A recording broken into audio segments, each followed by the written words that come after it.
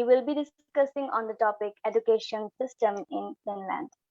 And we are very happy that we are joined by our guest speaker, Apoorwa Hooda. She is a pedagogical trainer, learning designer, science communicator, and global innovator on education collaboration between India and Finland. A very warm welcome to you, ma'am. Thank you. Thank you so much, Valina. Thank you for your kind welcome and the introduction. My work focus is that I lead the collaboration between India and Finland. So I work on establishing partnerships that are mainly focused on teacher education and school improvement and school environment and cultures, but also school curriculum.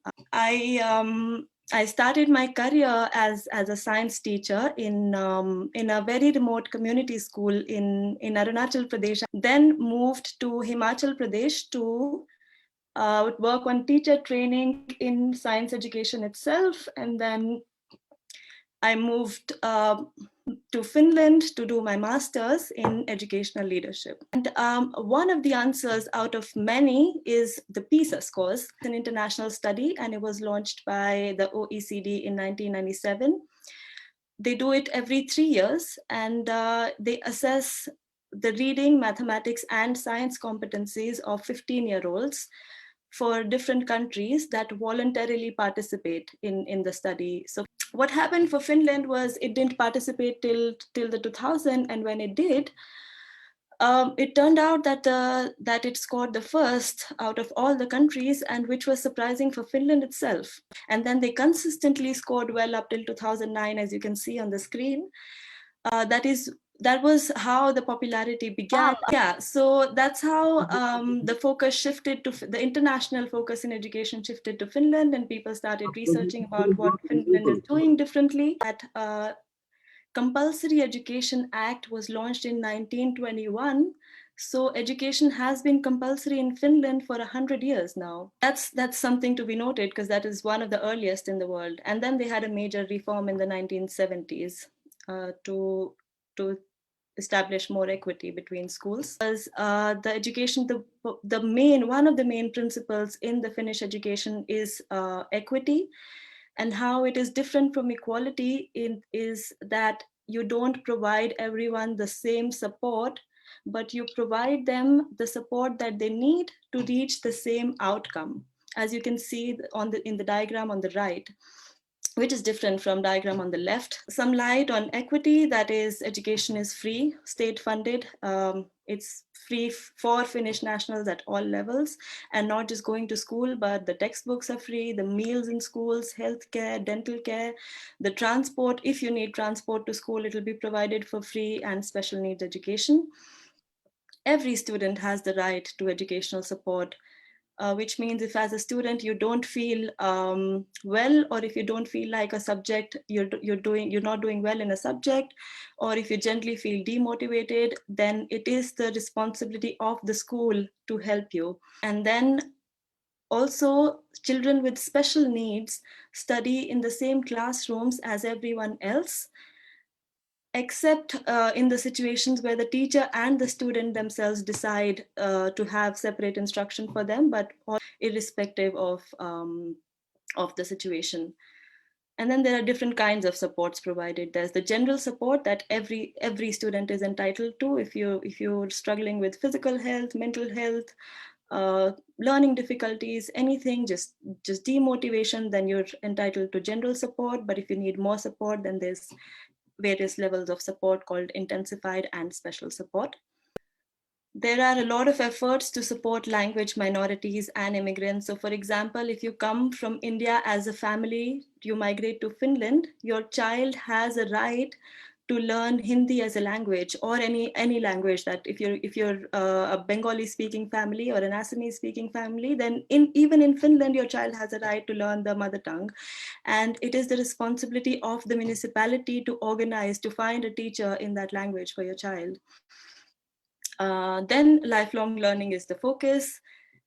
Learning never stops, and adult education has been a long and strong tradition in Finland. There is no dead end to learning. most education is publicly funded. There are very little private schools, but everybody goes to, like somebody already mentioned, everybody goes to government schools. Um, a lot of a lot of power is given to local administration. The municipality decides how they want their schools to be.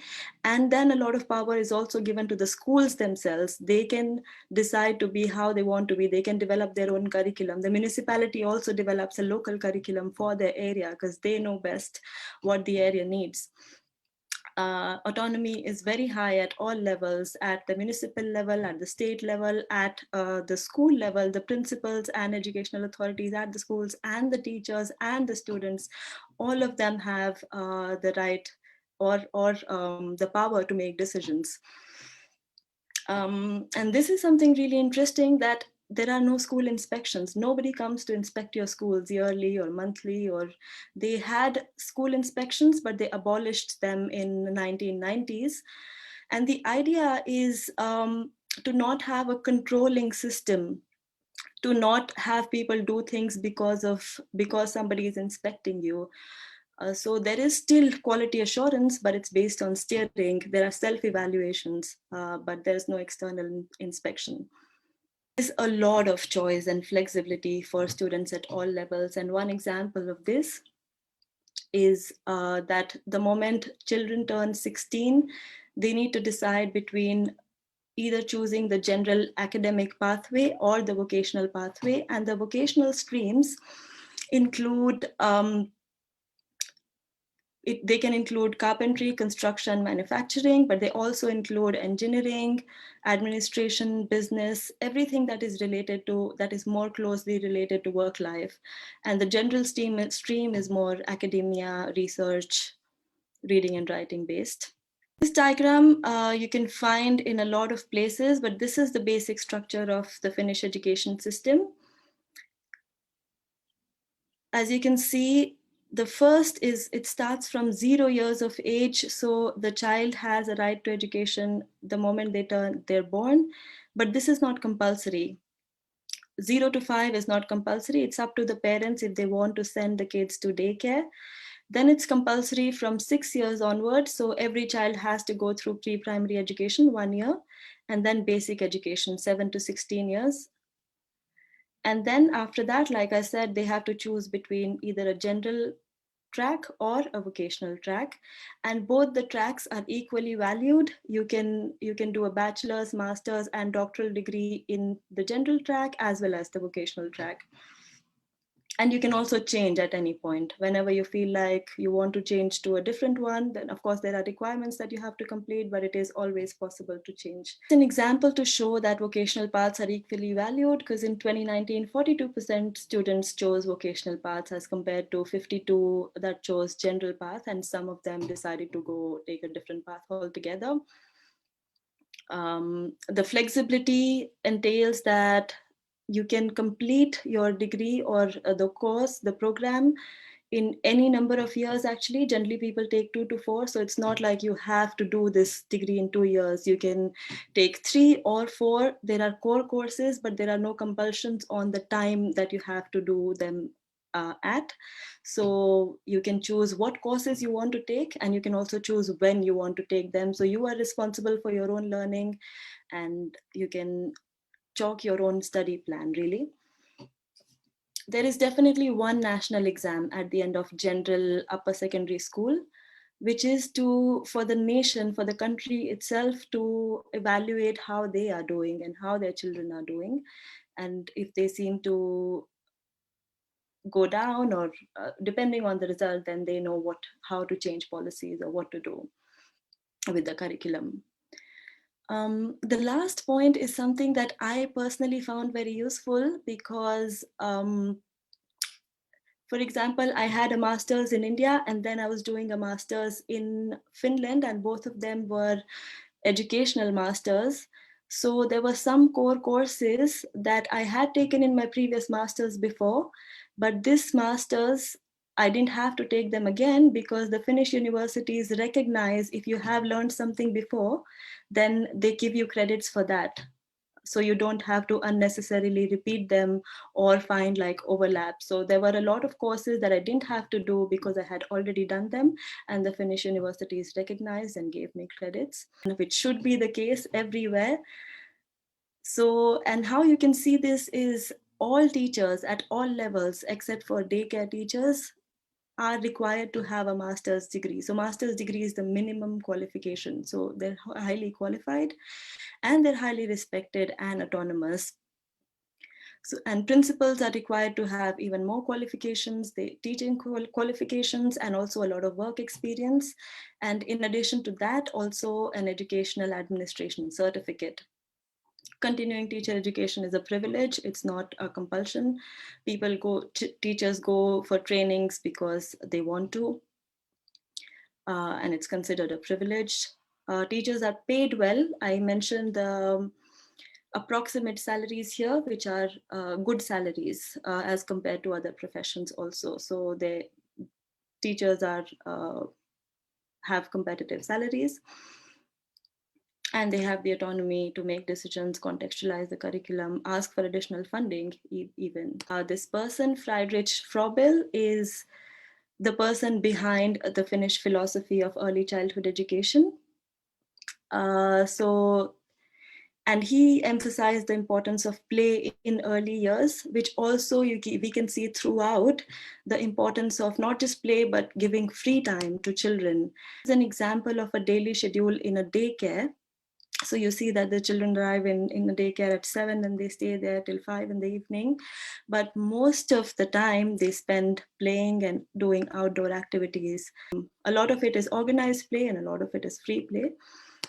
Not just in daycare, but even for older children, if you see this example of school day, every lesson is followed by half an hour of break, which shows us how much free time that children have their own time. And so they don't come back to class sleepy or tired. So that's emphasized a lot. And then, of course, this is different for every school and every municipality. The principles are equal opportunities for all to high quality education and more power to the local systems, to municipalities, to schools themselves and teachers. So the governance is based on decentralization. Schools are run by the local government, and all educational professionals show a high degree of professionalism, responsibility, and autonomy. It really depends on the kind of job that they're aiming for. If the job requires them to have a master's degree, then yes, it is affected, and then they need to go back and complete the master's. The curriculum is up to them. They decide what the child wants to learn with the child. So the child decides what they want to learn. So they're not in a hurry that way. The other thing I would say here is there's also the belief that learning does not only happen in the classroom. It also happens when you're outdoors, when you're interacting with your friends, with other adults, in your free time. The third thing is, I think, information, like when you're in the class, just receiving information, that's not learning, but you need to do something with that information. Process it, apply it, think about it, or choose to discard it. That the child needs that time to do something with that information. So that's the idea, to have more free time. The thing about saying that music or dance or other activities like acting are distractions, the reason for that is basically how much the country values these professions and how much these professions are paid also. The idea of just making the school look uniform when the society is not is not what Finland, I think, believes in. Because if you put in effort in making the society more equitable and uniform, then it'll reflect in the school automatically. They spend a lot of time and effort in getting the best teachers rather than then, like assessing them and inspecting them and evaluating if they're doing well. So if you get really motivated people in the first place, then you can be assured and trust more, and then you can give them that responsibility. And Finland is progressive in a lot of aspects, but there are still, I mean, yeah, there's definitely more equity than most countries. That is a given. But it's not that they're completely free of social inequalities or disparities, because men still, like on an average, men still earn more than women.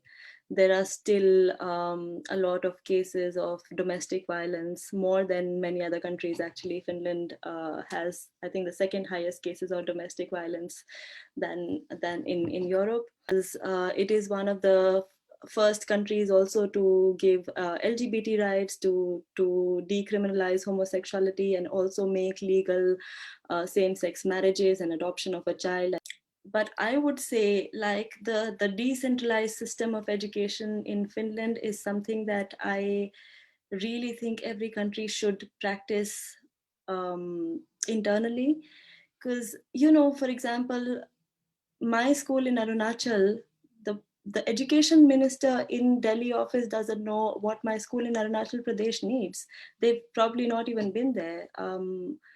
So I think that the contextualization is something that's really deeply missing, that all states have to follow this national curriculum, the same textbooks. Of course, states have their own textbooks, but some states also don't. For example, Arunachal Pradesh was still following the NCERT textbooks.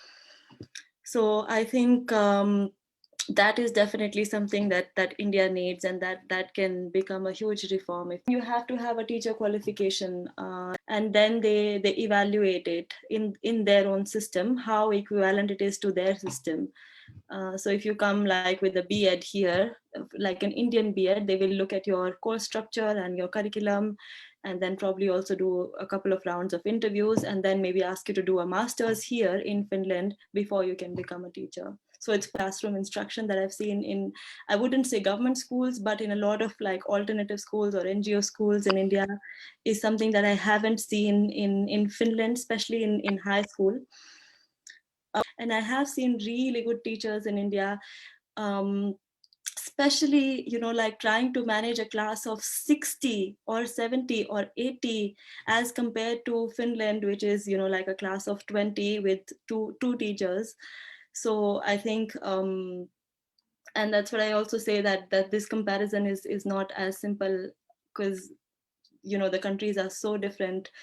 Yes and no, that it is, I mean, the education system, of course, is, you know, it's the schools are microcosms of the society in general. So it is definitely reflected, you know, it definitely reflects how the society is. And it is it's a social welfare state. So the government, the aim of the government is to make sure everybody is equal. Thank you so much, Apoorwa ma'am. Thank you. It was an absolute pleasure.